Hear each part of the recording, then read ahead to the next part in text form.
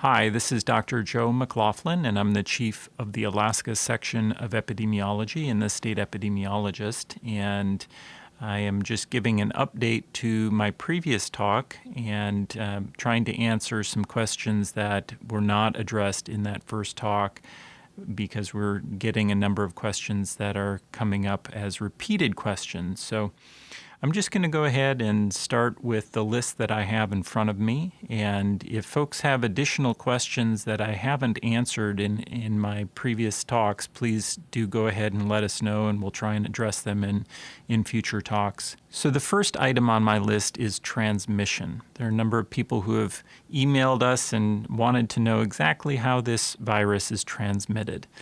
As I mentioned in my first talk, the primary route of transmission is through respiratory droplets, primarily through coughs and sneezes. And that's why we recommend being at least 6 feet away from other people. If you're at least 6 feet away, you likely won't be exposed to those respiratory droplets. Similarly, people who are just talking in close proximity sometimes will project respiratory droplets. And so it doesn't necessarily require that a person coughs or sneezes for those droplets to be transmitted to others. The other important route of transmission is through fomites, and that's basically surfaces, hard or soft surfaces. And a question that's come up is, well, how long can this virus remain viable on hard and soft surfaces? The answer is we still don't know for sure. There are some data that are coming out recently that suggests that the virus could last hours or potentially days on certain surfaces. So the big thing for folks to remember is that when they come into contact with high-touch surfaces like doorknobs, chairs, handrails, things like that, they need to really wash their hands after coming into contact with those high-touch surfaces and before they touch their eyes, nose, or mouth. So now let's address groceries. So if you're going to a store and you're picking up a box of cereal, it's possible that somebody who just went down the aisle before you picked up that same box of cereal right after they coughed into their hand, and they could have been infected with the novel coronavirus.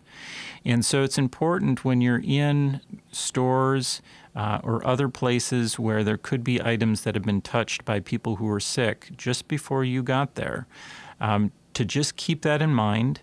And it's okay to continue shopping at grocery stores and other places as you need to. But just remember not to touch your eyes, nose, or mouth until you've had a chance to thoroughly wash your hands. And again, the best way to wash your hands is with soap and water, ideally for at least 20 seconds. And if there isn't soap and water available, you can go ahead and use an alcohol-based hand sanitizer as long as it has at least 60% alcohol. Another question that people have been asking is, what about food? Is there a risk of acquiring COVID-19 from consuming food?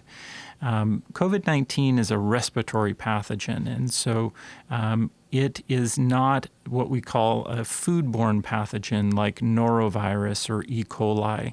So food is not thought to be a route of infection for COVID-19.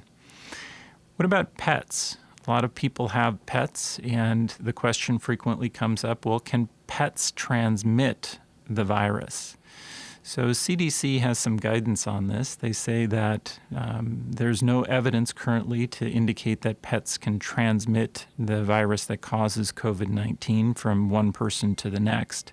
One of the questions that sometimes comes up around the issue of pets is, well, what about just petting a dog if the owner has COVID-19, if you come up and pet the dog?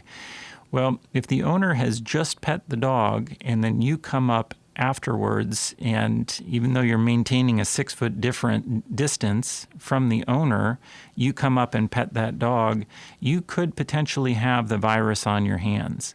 And so it's just important that you wash your hands after doing so. In general, we want to stay away from anybody who has COVID-19. The recommendation is people who have it need to be in home isolation if they're not in a hospital or healthcare setting, and ideally in their own room with an attached bathroom. And so we would hope that people who have the infection, by and large, are not out in mingling with other people and coming into contact with their pets. However, it's possible that some people may have very mild illness or be completely asymptomatic, have no symptoms at all, and not even know that they're infected.